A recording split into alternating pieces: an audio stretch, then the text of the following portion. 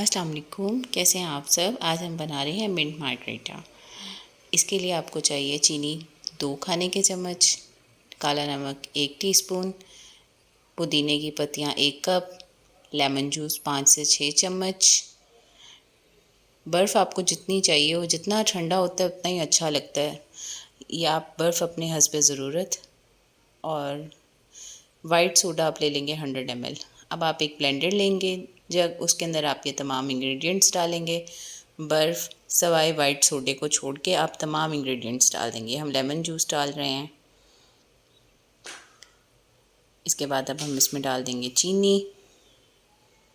अगर आपको ये वीडियो पसंद आए तो हमारे चैनल को ज़रूर सब्सक्राइब कीजिएगा। अब हम इसमें डाल रहे हैं काला नमक और अब हम इसको अच्छी तरह से ब्लेंड कर लेंगे। अगर ये ऐसे ब्लेंड हो जाए तो ठीक है, वरना आप थोड़ा सा वाइट सोडा डाल के ब्लेंड कर लीजिएगा। इसको आपने अच्छे तरीके से ब्लेंड कर लेना है कि हर चीज़ अच्छी तरह कंबाइन हो जाए। ये देखें जी, ये ब्लेंड हो गया। देखें कितने अच्छे से ब्लेंड हुआ है। अब आपने इसमें ऐड करना है वाइट सोडा। अब आप इसमें वाइट सोडा डाल देंगे। अब आपने इसको ज़्यादा ब्लेंड नहीं करना, बस इतना कि ये मिक्स हो जाए।